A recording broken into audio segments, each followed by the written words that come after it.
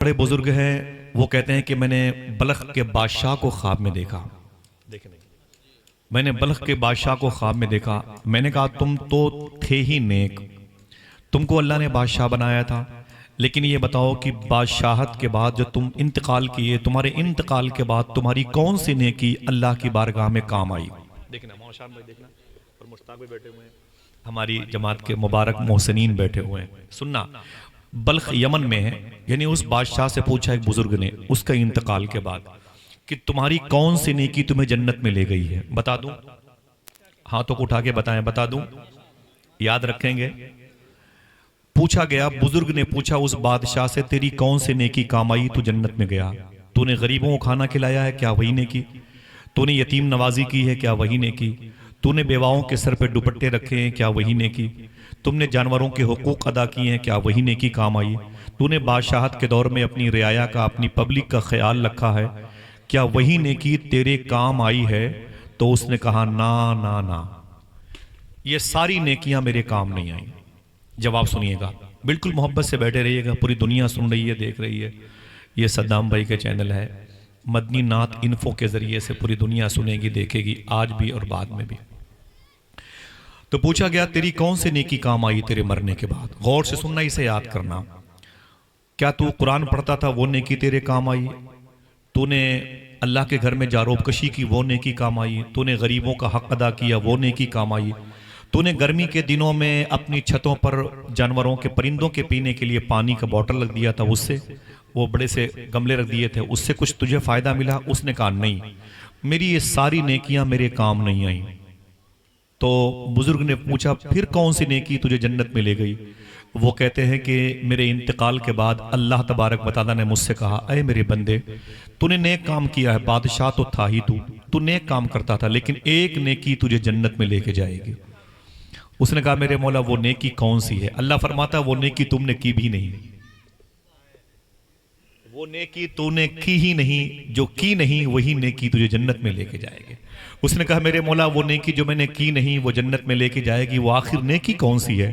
اللہ فرماتا ہے تو ایک پہاڑ کی چوٹی پہ کھڑا تھا، نیچے تیری فوج کھڑی تھی، تو نے اپنی فوج کو دیکھ کے صرف اتنا سوچ لیا تھا کاش یہ فوج میری حضور کے دور میں ہوتی تو میں حضور کی مدد کرتا. واہ واہ، ماشاءاللہ ماشاءاللہ ماشاءاللہ. بس تو نے اتنا سوچ لیا تھا کاش یہ فوج میری حضور کے دور میں ہوتی تو میں حضور کی مدد کرتا، بدر و احد شریف میں ہوتی تو حضور کے غلاموں کی کیا مدد کرتا. کہنا، ماشاءاللہ ماشاءاللہ. بس اللہ فرماتا ہے تو نے وہ نیکی کی بھی نہیں، بس سوچ لیا تیری یہی نیکی تجھے جنت میں لے کے جائے. واہ واہ، ماشاءاللہ. ذرا محبت سے کہہ دو سبحان اللہ. سبحان اللہ سبحان اللہ. اچھی سوچ آپ کو کامیاب کر دے گی، یہ ولایت کا حصہ ہے، ولایت کے درجات کو طے کراتی ہے اچھی سوچ. ٹھیک ہے، وہ سوال باقی ہے، اس کا جواب آپ سے کل پوچھا جائے گا، اور آپ کے پاس جواب ہے نہیں. جواب دینے والے کل آرام کریں گے یا سفر کریں گے، تو پھر آپ کیا کریں گے؟ پیسے آپ کے پاس تھے تو آپ کو علامہ شاہ محمد صاحب کو نہیں دینا چاہیے. اتنی بڑی ذمہ داری پر اتنے زیادہ پیسے آپ نے دے دیے، لو اور حضور کی نعت پڑھنے والوں کو بلا لو. تو اس کے بینیفٹ میں آپ کو کیا ملا بتا دوں؟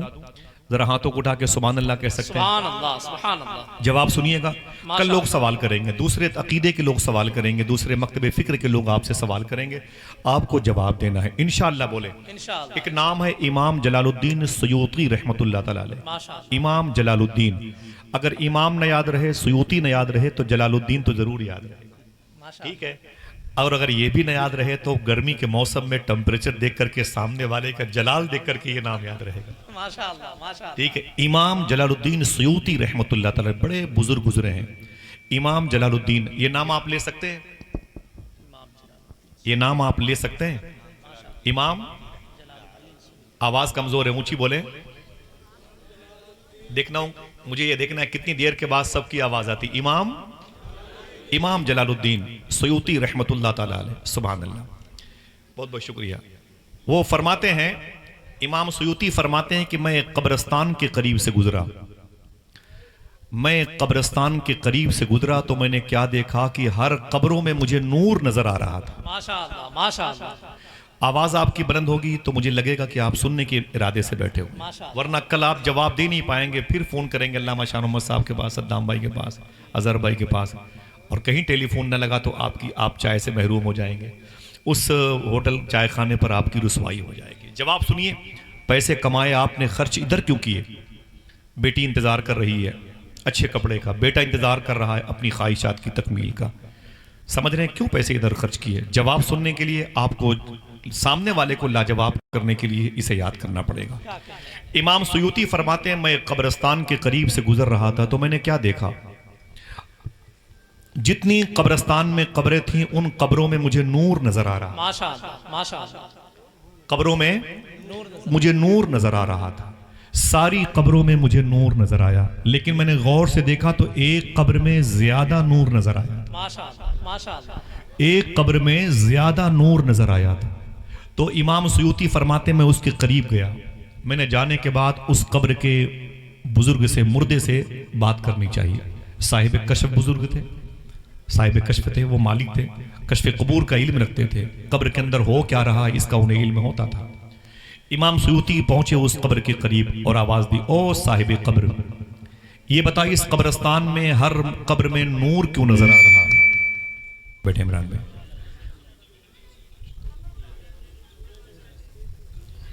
امام سیوطی فرماتے ہیں کہ میں نے اس قبر سے کے مردے سے پوچھا، صاحب قبر سے پوچھا، یہ بتائیں کہ اتنی قبرستان میں جو قبریں ہیں ان میں نور کیوں نظر آ رہا ہے؟ سوال سمجھ گئے؟ سوال سمجھ گئے آپ لوگ؟ بتائیں سوال سمجھ گئے؟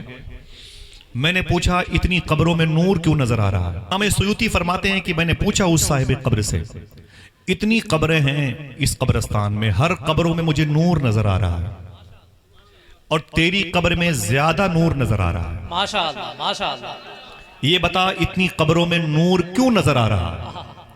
تو صاحب قبر نے کہا، اے امام جلال الدین، بات یہ ہے کہ ان قبروں میں نور اس لیے نظر آ رہا ہے کہ ان قبروں میں حضور آئے تھے۔ واہ واہ، سبحان اللہ، محبت سے کہتے ہیں سبحان اللہ۔ سبحان اللہ، ان قبروں میں حضور آئے تھے، اونچی بولے، ان قبروں میں، حضور آئے تھے، ان قبروں میں حضور آئے تھے، ان قبروں میں جو روشنی ہے حضور کی وجہ سے ہے۔ ماشاءاللہ، تو میں نے کہا چل تیری بات میں نے مان لی، ان قبروں میں جو روشنی ہے وہ حضور کی وجہ سے ہے، یہ تو بتا تیری قبر میں روشنی زیادہ کیوں ہے؟ کیا کہنے، ماشاءاللہ ماشاءاللہ، تیری قبر میں روشنی زیادہ کیوں ہے؟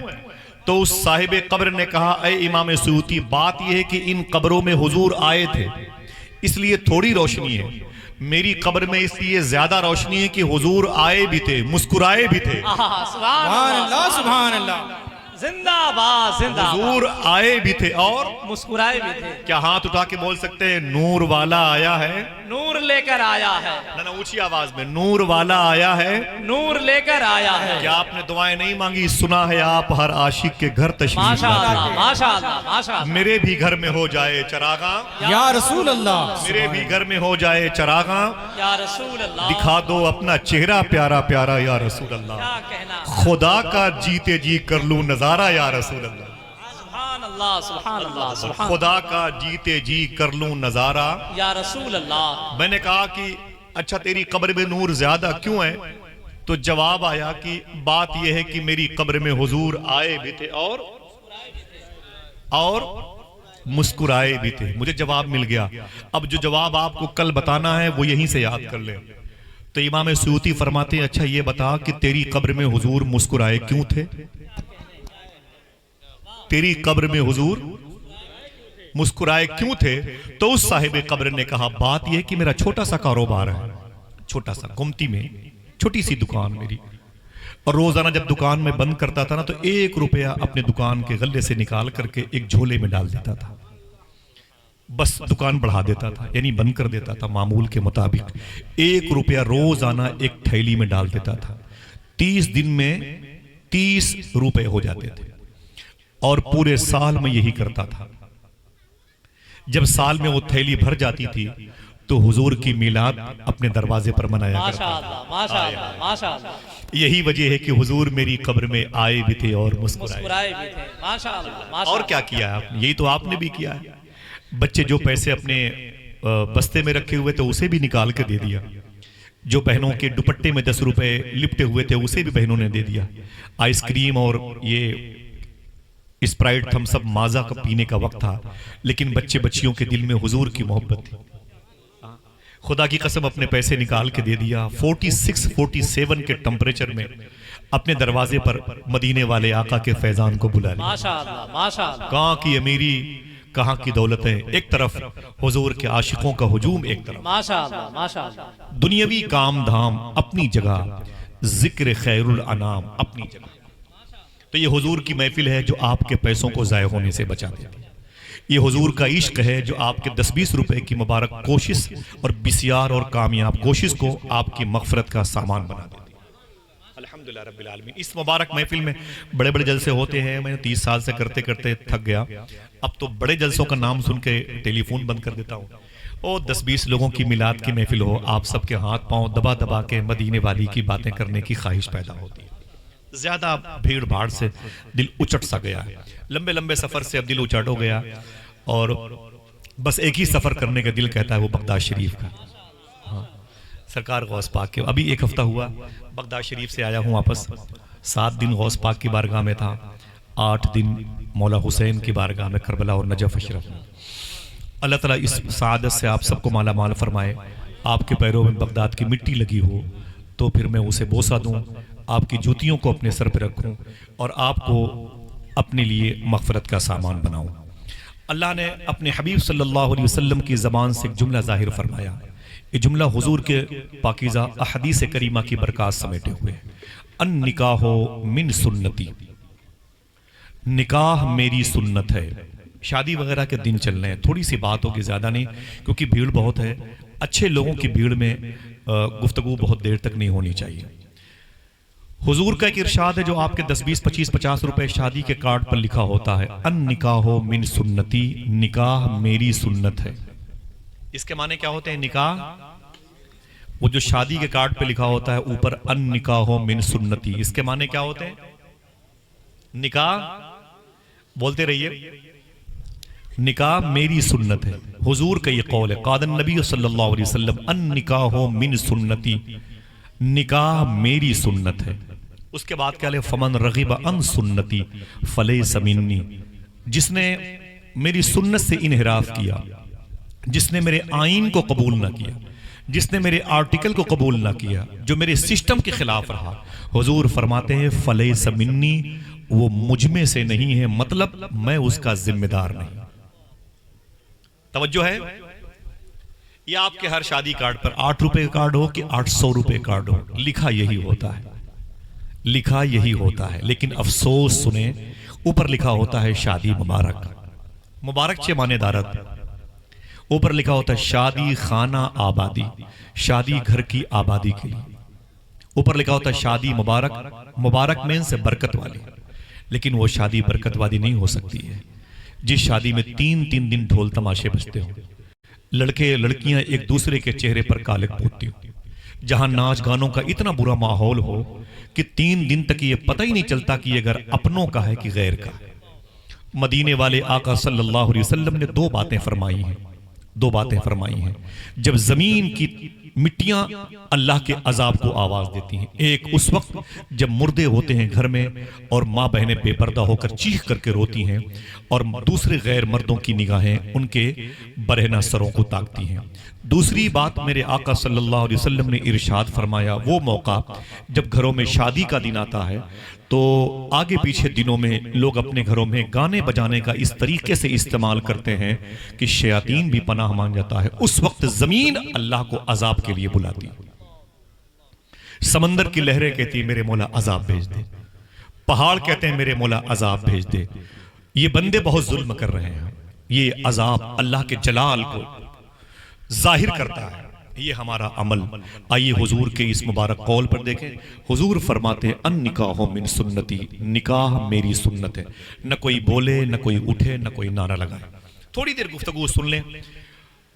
یہ حضور نے کیوں کہا فمن رغب عن سنتی فلیس منی، جو میرے سسٹم کے خلاف کرے وہ مجھ میں سے نہیں ہے.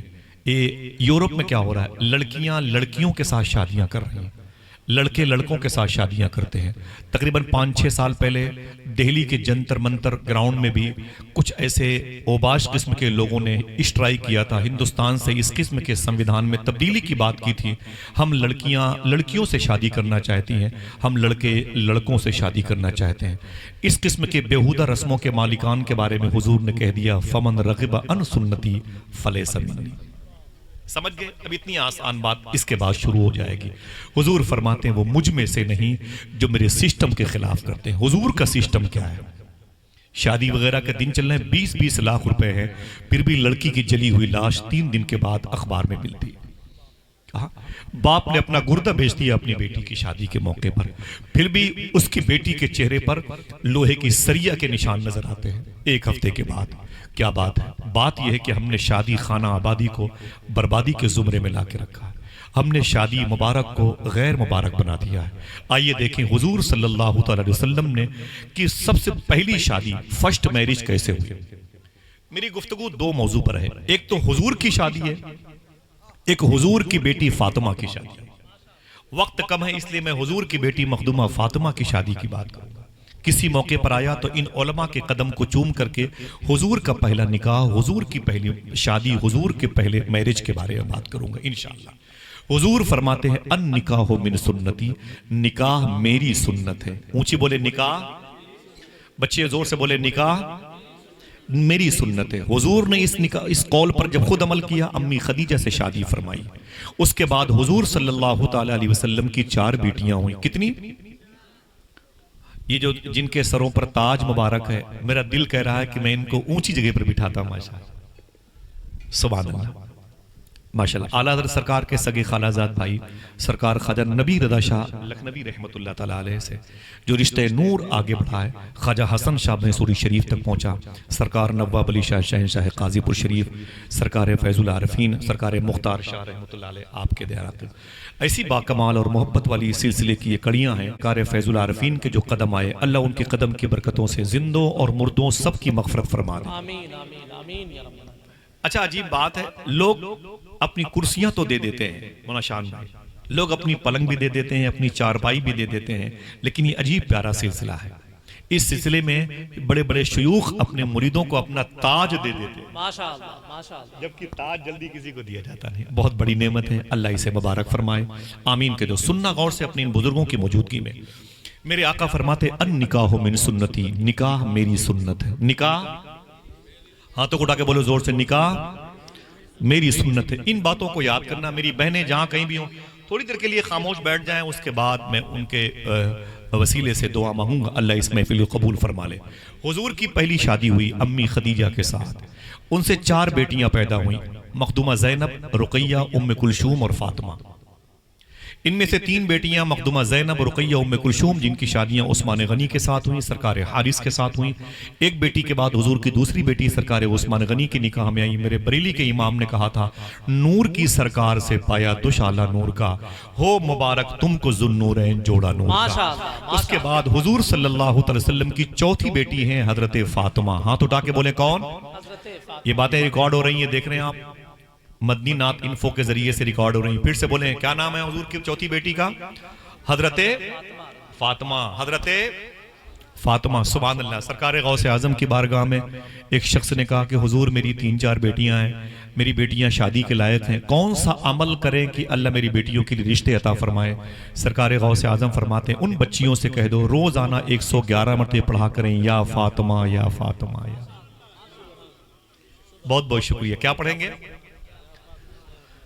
پوچھا گیا اس سے کیا ہوتا ہے؟ فرماتے ہیں جو بچیاں یا فاطمہ کا ورد کرتی ہیں اللہ ان کے کردار کو کردار فاطمی میں تبدیل. ماشاءاللہ ماشاءاللہ ماشاءاللہ. سبحان اللہ. ٹھیک ہے. اس نے پوچھا شیخی یہ عمل تو لڑکیوں کے لیے ہے, لڑکے کیا پڑھیں گے؟ حضور غوث اعظم فرماتے ہیں ان سے کہہ دو وہ میرا نام لیا کریں یا شیخ عبدالقادر جی. ماشاءاللہ ماشاءاللہ. یا فاطمہ بڑا مبارک نام ہے. آپ کے گھروں میں جن کے ہم بہن بیٹیاں لا اولاد ہوں, ان کی کوکھ اب تک خالی ہو, ان سے کہیے کہ وہ یہ نیت کر لیں کہ اولاد ہوگی, بیٹی ہوگی تو اس کا نام کنیز فاطمہ رکھوں گی. انشاءاللہ اولاد ضرور ہوگی, انشاءاللہ باذن اللہ اولاد ہوگی. حضور کی چوتھی بیٹی ان کا نام حضرت فاطمہ. کیا نام ہے؟ اونچی بولے. جناب فاطمہ رضی اللہ تعالی عنہ حضور کی چوتھی بیٹی ہیں، بہت برداشت کیا دکھ. میری بہنیں سوچیں جو آج 20-20 ہزار روپے کے لاچا پہن کے سسرال جاتی ہیں اور ایک بوٹی گوشت ان کے ہاں سسرال میں ختم ہو جاتا ہے تو اپنی ماں سے ٹیلی فون کے ذریعے سے شکایت کرتے ہیں. میں ان سے بتانا چاہتا ہوں حضور کی یہ چاروں بیٹیاں زینب، رقیہ، ام کلثوم، فاطمہ اپنی ماں خدیجہ کے انتقال کے بعد اپنے گھر میں بیٹھی ہوئی ہیں. پیر کرم شاہ ازری نے اپنی کتاب میں لکھا اپنے گھر میں بیٹھی ہوئی. اچانک میرے آقا صلی اللہ علیہ وسلم گھر کے اندر داخل ہوئے تو حضور کی چاروں بیٹیاں حضور سے لپٹ گئیں. میرے آقا صلی اللہ تعالیٰ علیہ وسلم سے لپٹ گئیں اور لپٹنے کے بعد رونے لگی. میرے آقا فرماتے میری زینب مت رو، میری کلثوم، میری رقیہ، میری فاطمہ مت رو، کیا بات ہے، بھوک لگی ہے تمہیں، کن باتوں نے رلایا ہے. حضور کی چاروں بیٹیاں حضور سے لپٹ کے روتی تھی. میرے آقا فرماتے میری بیٹیاں روتی کیوں، کیا تمہیں میری بیوی یعنی اپنی ماں خدیجہ کی یاد آئی ہے؟ تو حضور کی چاروں بیٹیوں نے کیا کہا اسے سن لیں. ایک بوٹی ختم ہو جائے، ایک روٹی نہ ملے سسرال میں تو ہم شکایتیں کرتے ہیں. معلوم ہے حضور کی چاروں بیٹیوں نے کیا کہا، ابو آج آپ گھر پہ نہیں تھے، مکہ شریف میں تھے، ہم گھر میں تھے، آج امی کی یاد آئی، ماں خدیجہ کی یاد آئی، ماں خدیجہ کا انتقال ہو گیا، ہمارے گھر میں کوئی عورت نہیں ہے، آپ نے دوسری شادی نہیں فرمائی، حضور گھر میں کوئی نہیں ہے. امی رہتی تھی تو اپنے ہاتھوں سے کھانا بناتی تھی، آپ کھانا تناول فرماتے تھے. ماں کے انتقال کے بعد ہمارے کھان پان کا انتظام بھی آپ نے کرنا شروع کر دیا. آقا آپ تھکے ماندے آتے ہیں، دشمن آپ پر پتھر برساتے ہیں، دشمن آپ کو کوڑے سے مارتے ہیں، دشمن آپ کے چہرے پر 70 کلو کی اونٹ کی اجڑیاں رکھ دیتے ہیں. سرکار آپ کو بے پناہ پریشان کیا جاتا ہے، آپ روتے ہوئے گھر پہ آتے ہیں، شکر کے سجدے کرتے ہیں، پھر ہم چاروں بیٹیوں کے لیے آپ کھانا بناتے ہیں. سرکار آج ہم چاروں بہنوں نے ایک فیصلہ کیا. میرے آقا فرماتے کیا فیصلہ کیا؟ تو حضور کی چاروں بیٹیاں کہتی ہم نے یہ فیصلہ کیا تھا آج ابو تھکے ہوئے گھر آئیں گے، زخمی گھر آئیں گے، اللہ کا نام لیں گے تو لوگ پتھر ماریں گے. ایسی پتھروں کی یورش کی بھیڑ میں حضور ابو گھر پہ آئیں گے تو تھکے ہوئے ہوں گے. آج ایسا کرتے ہیں نا، ابو کو کھانا بنانے سے پہلے آج ہم لوگ کوشش کرتے ہیں پہلی مرتبہ کھانا بنانے کی.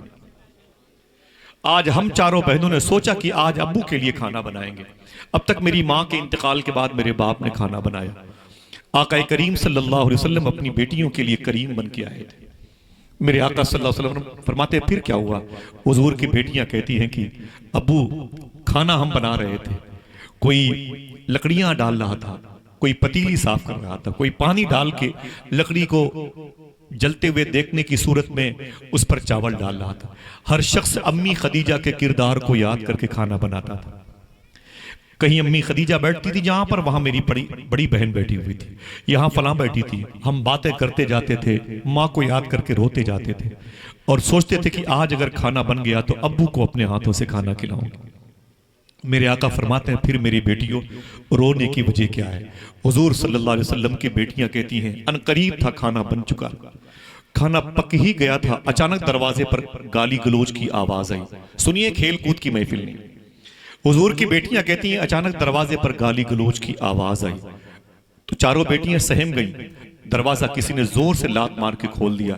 حضور کی بیٹیاں کہتی ہیں ابو دروازہ کھلا تو کیا دیکھا کہ محلے کے وہ اوباش قسم کے لڑکے، ابو لہب کے بیٹے، ابو جہل کے گھر کے بیٹے اور یہ اپنے پڑوس کے ظالم لوگ حضور گھر میں گھس آئے. جتنے نوجوانوں کی ٹیم تھی وہ گھر میں گھس آئی. زینب رقیہ سے لپٹ کے روتی تھی، رقیہ ام کلثوم سے لپٹ کے روتی تھی اور میری چھوٹی بہن فاطمہ ہم تینوں سے لپٹ کے روتی تھی. ابو آپ کو یاد کیا لیکن آپ آئے نہیں. میرے آقا فرماتے ہیں پھر کیا ہوا؟ تو حضور کی چاروں بیٹیاں کہتی ہیں ابو یہ ظالم لوگ گھر میں گھس آئے اور بولے تیرا باپ محمد کہاں چلا گیا؟ تیرا باپ محمد کہاں چلا گیا؟ تیرا باپ محمد کہاں چلا گیا؟ تو ہم چاروں بہنیں اس دیوار میں سسک کے رو رہے تھے. میں نے کہا میرے ابو کعبے شریف کے قریب ہوں گے. ان آنے والے اوباش قسم کے لوگوں نے چولہے کی طرف دیکھا، لکڑیاں جل رہی تھیں، پتیلی میں چاول پک رہا تھا. وہ آگے بڑھے بولے تیرا باپ، اس کے تو پیٹ پر پتھر بندھے رہتے ہیں، لوگوں کو اپنے بھوکے ہونے کی بات کرتا ہے، فاقہ کی تعلیم دیتا ہے، اس کے گھر میں کھانا پک رہا ہے. جب دیکھا قریب سے پتیلی میں چاول پک رہا تھا تو میرے آقا فرماتے پھر کیا ہوا؟ حضور کی بیٹی کہتی ہیں زینب ابو وہ ظالم گھر سے باہر چلے گئے اور نالیوں سے کیچڑ نکال کر کے لے آئے اور جو پتیلی میں چاول پک رہا تھا اس میں ڈال کے ہنستے ہوئے چلے گئے. بولے کھلا دینا اپنے باپ محمد کو، کہہ دینا کہ آئے تھے تیرے پڑوسی حضور کی چاروں بیٹیاں رونے لگی، بولی ابو وہ کھانا جو ہم نے آپ کے لیے بنایا تھا وہ ان ظالموں نے اسے نالی کے پانی سے گندا کر دیا۔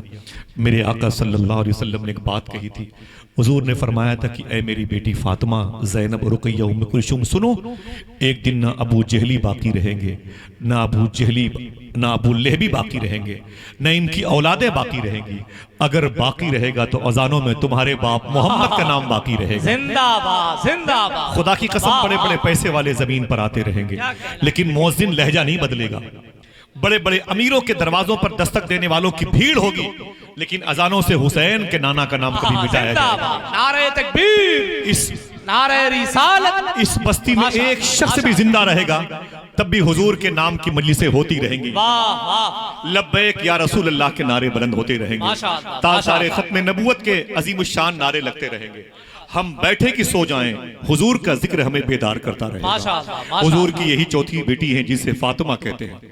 آپ کی بیٹیوں نے کیا صبر کیا، ذرا سی بات پر تو کسی عامل کے پاس چلی گئی اور بندش کی بات کرتی ہیں، سسر اور ساس کے درمیان نا اتفاقی کے لیے تعویذ مانگتی ہیں۔ حضور کی بیٹی کی بات کرتا ہوں، حضور نے فرمایا النکاح من سنتی، یہ حضور کی چوتھی بیٹی ہیں۔ آپ نے ان کے بیٹے حسن حسین کے صدقے بہت کھائے ہیں، آپ نے ان کے بیٹوں کے سبیلوں پر بیٹھ کر کے آپ نے اپنی پیاس کو بجھایا۔ ان کے دو بیٹے، ایک کو شیخ عبد القادر کہتے ہیں، ایک کو غریب نواز کہتے ہیں، واہ واہ، ان کے نام کا لنگر کھاتے کھاتے ہم نے اپنی صحت کو بنایا۔ آئیے پہلے ان کی جدہ کی بات کریں، ان کی ماں کی بات کریں، انہوں نے اپنی لائف کیسے گزاری۔ ماشاءاللہ، میری بہن تو بیٹھ، مجھے تجھ سے مطلب ہے، تیرے دوپٹوں میں لگے ہوئے ان آنسوؤں سے مطلب ہے جو میری اور تیری مغفرت کا سامان بنیں گے۔ یہ حضور کی چوتھی بیٹی جسے فاطمہ کہتے ہیں۔ حضور کی تینوں بیٹیوں کی شادی ہو گئی تھی، حضور کی چوتھی بیٹی کی شادی نہیں ہوئی۔ معلوم ہے حضور سے کتنی محبت کرتی تھی، 8-9 سال کی تھی، تاریخ میں 4 یا 5 سال کا لفظ ہے لیکن جب تحقیق کی گئی پتا چلا کہ ان کی عمر 8-9 سال کی تھی۔ 80 کلو کی اونٹ کی اوجڑی جس میں جسم کی گندگی ہوتی۔ میرے آقا صلی اللہ تعالی علیہ وسلم خانہ کعبہ کے آنگن میں سجدہ کر رہے تھے اور ابو جہل نے اپنے دوستوں سے کہہ کر کے 80 کلو کے اوپر کی اونٹ کی اوجڑی لا کر کے حضور کی پیٹھ پہ رکھ دیا تھا۔